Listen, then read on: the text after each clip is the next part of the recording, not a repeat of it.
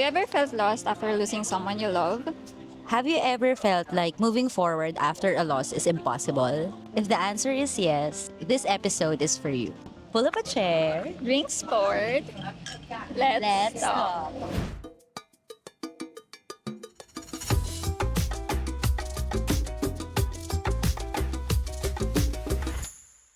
For today's episode, we're gonna share our personal stories about grief and our coping strategies during the time na nag-grieve kami sa someone na nawala that we love. So if you are in a situation or you're trying to understand how to cope or try to understand your feelings, then maybe this episode will resonate. Maybe you guys are wondering kung bakit name-mention ko si Ozzy most of the time. Nawala si Ozzy or yung husband ko in 2021. And syempre during that time, sobrang difficult. For me, so same year din, yung nawala sa akin, yung dad ko, yung sa situation ko, it's more of anticipatory kasi may sakit na siya for a long time. And we are already informed na eventually mapupunta rin doon. We just didn't know when. Yung sa akin naman, sudden. So, I guess, magandang ma-cover natin siya kasi very different yung nag experience natin. But at the same time, parehas natin, syempre, in-aim na mag-move forward. Gusto lang namin rin iset yung tone na everyone's grief looks different. So, maybe for her, iba yung naging coping mechanism niya and iba rin yung sa akin. Iba't iba tayo ng ways of coping. So, whatever works for you, go lang. Yes, and the reason why we're talking about it in this episode is because we understand na sobrang hirap niyang i-bring up in any conversation and sometimes you just don't know kung sino yung mga tao na makakausap mo because it's not everyday, di ba? Namamatayan tayo. So, sobrang hirap din makahanap ng someone that will resonate with how you feel Yeah, or understand how you feel. So, I hope that this episode will be able to be that platform. And also maybe to provide comfort sa mga audience natin. And siguro, I wouldn't say better understanding, but understanding of the situation. Ano yung naging first reaction mo when you found out? Or how did you find out about the passing of your dad? So, yung time na yun, kasi na-hospital si dad. So, at that time, it's one of those instances na na-hospital siya and then parang naging part na kasi ng routine yung pag na-hospital. But every now and then, pag nakakalabas siya ng hospital, tapos sasabihin na okay lang. Siyempre may hope. Thankfully, okay lahat. But then, this time, after 2 days na nakalabas siya ng hospital, bumalik na naman siya sa hospital and hindi na siya nakauwi. So, anong feeling? Parang shock? Oo, shock. Oo, kasi parang hindi mo siya, you cannot put it into Words, I would totoo. say. Oo. Na kahit na sinasabi ko, anticipated siya. Iba pa rin Iba pa kapag rin. binrake yung news sa'yo. No? Oo, parang nothing could ever prepare you for that Oo, one. true. Ikaw? Agree. Sa akin naman, since sudden siya, siguro ang perfect description ng emotional reaction na baliw. Nagkaroon siya ng aneurysm kasi. Sinabi lang ng doctor na kailangan niya mag-undergo ng surgery, ganyan-ganyan.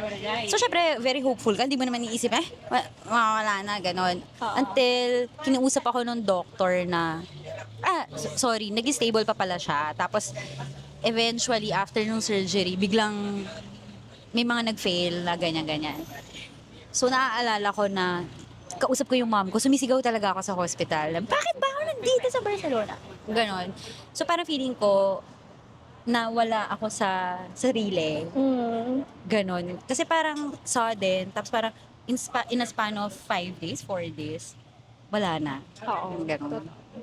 Hindi, ang hirap din niya i-process. Oo. Kasi ako pagka nagpa-process ako ng emotion, lagi ako nag-research na parang why I'm feeling this and that. At this time, I just know, oh shit, this is the emotion na hindi mo siya kailangan hanapan ng reason kung bakit mo siya napifeel. Basta nafe-feel mo lang siya. Oo. And it's valid, diba? Ano yung mga common struggles na face mo when you lost your dad?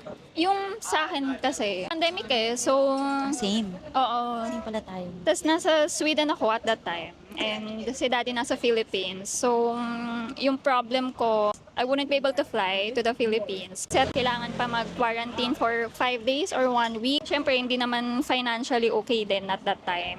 Hindi kaya umuwi ng biglaan. So, hindi na ako umuwi ng Philippines. So, yung challenge is parang I was not able to say goodbye.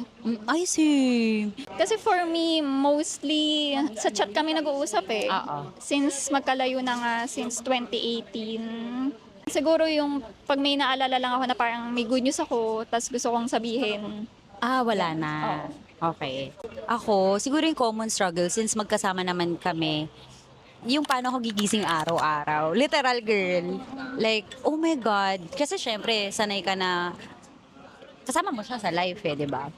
Every day is a reminder na nawala siya. Kasi kahit saan ako lumingon, girl, naalala ko siya. Yung parang pag may mga good news ka or mga kwento ka, parang ay wala na akong wala na akong katsikahan.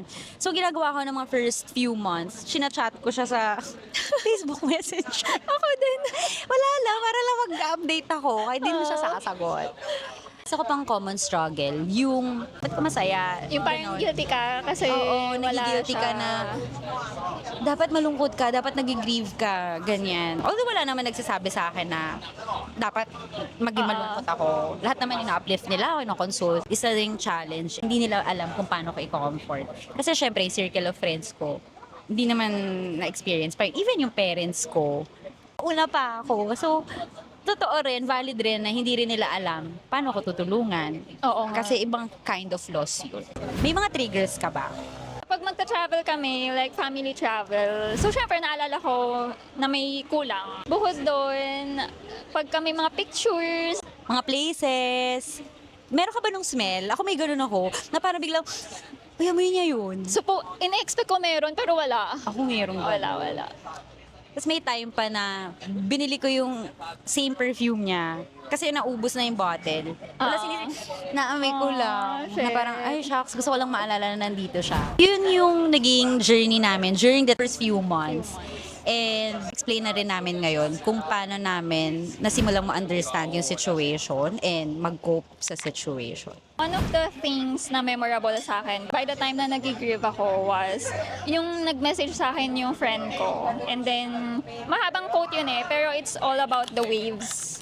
Oo. It comes in waves. Oo, na emotions or big emotions comes in waves. Na sometimes you're gonna be happy na you've experienced that kind of love and then later on you're gonna feel sad kasi marirealize mo na wala na siya. So laking help niya sa akin para ma-understand ko na yung coping mechanism na it's not always sad ka lang the entire time. May mga time na magiging happy ka. So sobrang laking tulong siya sa akin. Oo.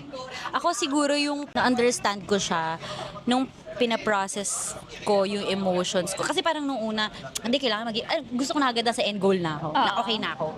Pero parang hindi ko naintindihan na ano siya eh, hindi siya yung may checklist ka na, kailangan by this time, eto ako, ganyan. Oo. Alam mo yung mafe-feel mo na lang na, uy, slowly parang I'm learning to live with it. Diba? Na meron siyang stages. And siguro sa ibang tao, maybe for you, na parang may, sa mga stages na yun, na hindi naman siya definite na ito dapat. Ako, hindi ko na-experience tong part na to, pero sa'yo, na-experience mo yun. And yun nga, wala namang parang specific guideline on how to move forward and move on. Ayun nga sinasabi nila, it's not about moving on eh. It's about moving forward.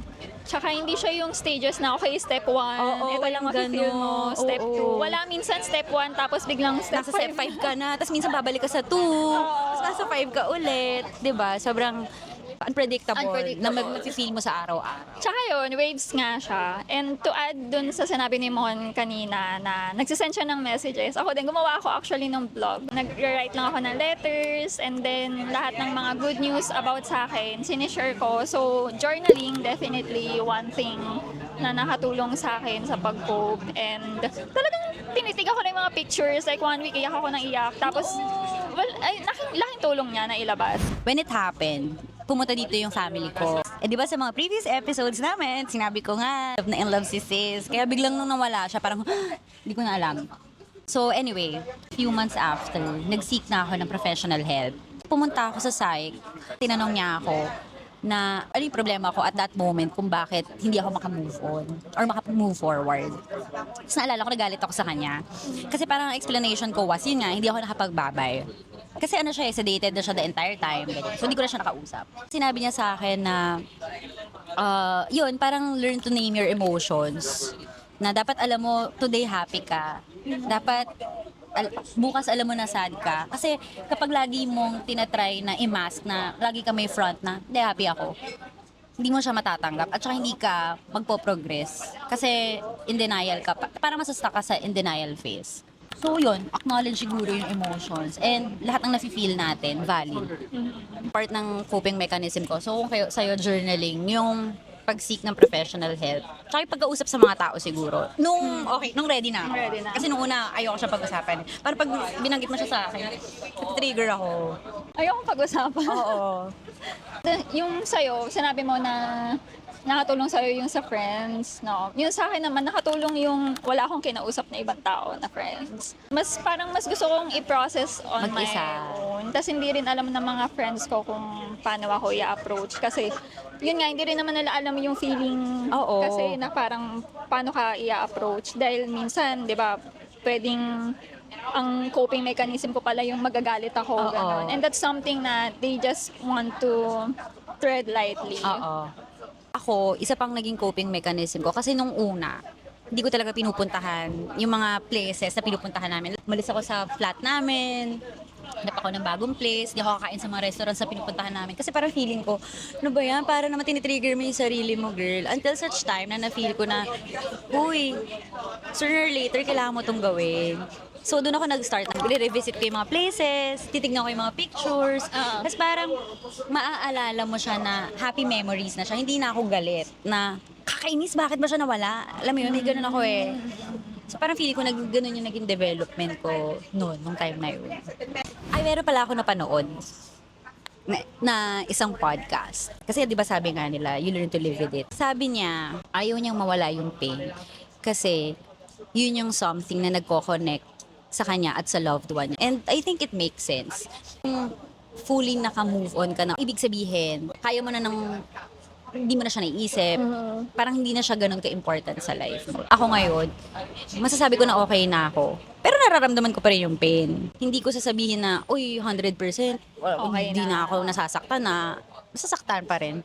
Pero parang mas kaya ko na siya i-manage. At alam ko, acknowledge ko na rin na for the rest of my life, mararamdaman ko to. Also, one of the reasons din na kaya nakaka-feel ka ng pain. Kasi in the first place, nakaka-feel ka ng ganun kalaking love, di ba? Kaya rin siguro ganun kasakit. Oo. Oo. Di ko sure kung tama tong statement, pero naalala ko may nabasa ako sa book na parang grief is a kind of love na hindi mo alam kung saan mo ilalagay. Tapa pala na nakatulong sa akin without sounding insensitive dun sa experiences ni Mon or situation ni Mon was during that time. Syempre, the only person that I have physically is Miguel, yung Oo. husband ko. So, laking tulong yung hinayaan niya lang ako and then he tried to make sure na kinakain ako na food, naliligo ako and still trying to take care of myself. Yung parang may normalcy Oo. sa everyday life namin. Siguro yung naging ganyan ko, friends namin dito. So sila laging, uy, kung gusto mo magstay dito sa bahay. Tapos several months after, na-meet ko na yung Filipino group. So lumalabas-labas. Yun, so parang hindi ko na-feel na alone ako. Nung time na you're processing yung pagkamatay nga ni Ozzy, ano yung naging moment na parang bigla mong naisip na I wanna go to this place because this reminded me of him or gusto mong anything na magti-trigger ng memory? Parang dalawa yung sagot ko dyan. Nung una, nung super hindi pa ako okay, hati yung feeling ko na gusto ko ba o ayaw ko ba. Pero minsan pag sobrang namimiss mo siya, parang sige na nga, punta na nga ako. Pero sakit talaga noon. Isa kong answer, nung feeling ko, ready na ako. Parang ready ka na i-accept na wala na siya sa life mo. Pero hindi ibig sabihin nun na tapos na yung life mo. So, lagi kong iniisip nung time na yon. Guys, hindi ako umiyak. Mainit lang. Hindi ko iniisip na, kasi lagi naman niya sinasabi nung buhay pa siya na, uy, pag namatay ako dapat mag-asawa ka pa ulit. 1 week lang, dapat may partner ka na. May gano'n siya. Tapos parang, wag titigil yung life mo kung nawala ako. I think dinala ko yun na gusto ba niya to? Nung na-feel ko na okay na, kaya mo na. yun, pumupunta na ako, isa-isa. Syempre minsan parang iba yun nga, kasi di ba it comes in waves. So minsan may mga days na pag pumunta ka, ba yan, sakit? Pero minsan parang, oh, dito kami nakaupo dati. Ano yung feeling? Did it make you smile? Both. Yun nga, may mga moments na parang, oh, naalala ko, ito yung topic. Kasi may mga ganun tayo, di ba? Na very clear sa atin. Vivid yung memory. So naalala ko, ay, ito yung topic namin ng time na yun. Pero yun nga, pagka mga bad days ko, umiyak ako. Meron pa nga time na, as in nag-train ako, nagpo-moment lang ako sa train. As in, at saka wala akong pake. Kasi parang sabi ko, ang sakit eh. So, iyak ko lang. At Ayun. talagang umiyak ka rin sa sa public? Oo, sumisigaw ako sa beach. May mga ganun ako. Ikaw? Wala. Wala ka. Wala. More on in-externalize ko lang siya ng sulat lang. Oo. Ganon. Pero ang galing lang, na-realize ko lang now. Kasi parehas tayong nawala ng someone we love or very close to us. Pero sobrang magkaiba tayo ng coping mechanism, girl. Ikaw yung parang quiet type. Kasi journaling. Ako hindi ako journal eh. Ako yung sumisigaw. Iba nga tayo. Diba? Sobrang baliktad. Kailan yung feeling mo, first genuine laugh mo, kahit nare-remind ka ng dad mo, or may memory na nandyan about your dad? Nung week niya. Kasi yung family namin, more on laging nagtatawanan eh. Na parang we're talking about yung happy memories na about the person. So, yung pinaka-genuine na natawa talaga ako was pag-reminisce lang ng moments namin with dad, like yung happy memories. And then, lahat kami, pinag-white ko sila na during sa last day ni daddy, lahat kami naka-white kasi parang celebrating the life na meron siya. Ikaw? Ako hindi ko na maalala, pero for sure, hindi sa first year. Siguro the year after. I wouldn't say na fully moved on ako, pero natatawa na ako. Hindi ko ginagaslight yung sarili ko na masaya na ako. Ano yung sa tingin mo na-realize mo in terms of your purpose? Kasi di ba normally, kapag ka nawalan ka ng someone close to your heart, ay hindi ko generalize pero parang ganun yung idea na feeling mo that's the end of it. For me kasi, panganay ako, ang naging purpose ko is yung maging stand-in or not necessarily the replacement or just continue yung gustong ituloy ni daddy. So, for example, si dad kasi gusto niya nagka-travel kami every year, like local and then international.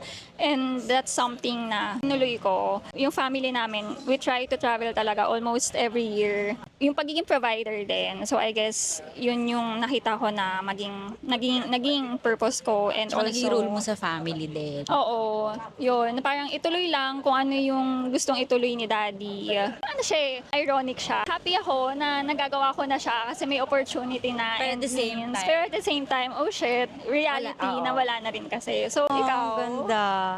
It took me a while nga bago mahanap ulit yung purpose na yun. Ito pala. Nung time na nasa hospital siya, so I think 4 hours before the surgery, sinabi sa akin ng surgeon, kausapin mo na siya. Sabihin mo lahat ng gusto mong sabihin sa kanya kasi he may not survive. So 50-50 yung chance, ganyan. Tapos tinatanong ko pa yung doctor no na may chance ba na hindi na lang ituloy yung surgery? Baka naman okay lang. Kasi nga ayoko ilagay yung life niya at risk. Tapos sabi niya, no, that's gonna be even more, delikado. Kinausap ko siya. Sabi niya, sabi ng doctor, magsusurvive daw ba ako? Sabi ko, oo. Hindi mo pwede sabihin na, 50-50 daw. So, ang sinabi niya sa akin, isa sa mga sinabi niya sa akin, if ever mawala ako, ituloy mo yung life natin sa Barcelona. So, I guess, yun yung isa sa mga reasons kung ba't nandito ako. Tapos, sabi niya, itapusin mo yung masters mo, maghanap ka ng partner. Yun, parang i-keep mo lang yung jolly self mo. Parang, don't lose yourself because you lost me. Wala, naiyak na ako. Parang ang sad nun pakinggan. Sandali. I wasn't ready. Nung tumagal-tagal, na-realize ko na, okay, gusto niyang mag-move forward ako. And gusto niya na, masaya pa rin ako. Kasi, yun nga lagi niya sinasabi, there's a life ahead of you. Bata ka pa. So, marami pang mangyayari sa'yo. So, don't let it stop you from being happy and enjoying life. Discuss natin yung paano tayo nag-move forward while remembering yung dad mo and si Ossie. Na grief is personal. Na it's something na you won't be able to find online, and iba-iba ng coping mechanism, and mahirap din i-communicate with other people na sabihin mo sa kanila how you want to be treated kasi one day you might want na may makausap ka. Totoo. And then another day, ayaw mo na nang may kausap. So, hindi mo siya madedefine talaga agad. Yeah. Sa akin naman, sabi natin kanina, it's not linear. May mga days na parang roller coaster. Minsan, ang sarap i-relive ng mga moments, tatawa ka pag nakikita mo yung picture. So, yung saya-saya namin dito. Tapos may mga days na tinignan mo yung same picture, umiiyak ka. Hindi to na every year nag improve.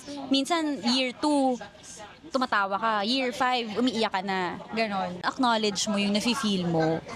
Don't ever invalidate your feelings. Tapos parang huwag mo i-gaslight yung sarili mo. Kung masakit talaga today, masakit today. Wala tayong shortcut sa pag-heal or pag-move forward. And wala rin naman kasi tayong guideline kung paano ba talaga. Alam ko nabanggit ko sa'yo before na previously, ang ginagamit ko kasi na term is move on. Oo. And then someone commented na it's not moving on, it's moving forward. Kasi moving on would mean wala na parang leaving everything behind. Tapos talagang yung memories, wala na, naka-let go ka na. But moving forward is more on accepting the situation na wala na siya, but at the same time, having that person beside you sa habang nagme-make ka ng memories. To add lang to that, I think kapag nag-move on ka, kasi yun nga sabi mo, you leave everything behind. Pero pagka moving forward, you don't forget the person, you don't forget the memories. Parang dinadala mo sila as you move forward. Magiging twice yung love. If nadala ko siya, tapos magiging compounding lang. Oo. So, yun yung nai-imagine ko lagi pag Oo. move forward. Ang ganda nun. Yun nga, sinabi rin namin kanina na whatever works for Karen may not work for me and the other way around. Yes. Yung ano pala, yung isa pang coping mechanism. And na-surprise ako dito kasi parehas kami ni Mon. Ano yan? May tattoo kami. Oo nga. Hindi ko na makita siya. Teka lang. Then, ayan. Kita ba? Kita. Uy, ako yung nag-design yan. Actually, nagulat ako kasi may tattoo siya. Kasi parang binigay ko lang sa kanya na, isa sa mga memories ko para maalala ko lang. Kasi gusto ko yung initials ni Dad yung nandito. Ako din. Oh my God, same. And that's it for today's episode kasi dumidilim na. Yes. And we hope we were able to share with you yung mga experiences namin and na-articulate namin siya, and we hope na useful din. Yeah. Useful din sa inyo. And ako siguro, masasabi ko lang na guys, if kailangan nyo ng kausap, dito lang kami. Pero totoo, seriously, kailangan natin ng kausap. Most especially during the hard days, di ba? Yun, kung gusto nyo guys i-share yung mga taong nawala sa life nyo and paano kayo nakapag-cope, I think that would be helpful then. For other People. listeners din na naghanap lang din ng idea. So, subscribe for more conversations like this. So, this is Mon. And Karen. This is Chika and Sangria. Bye!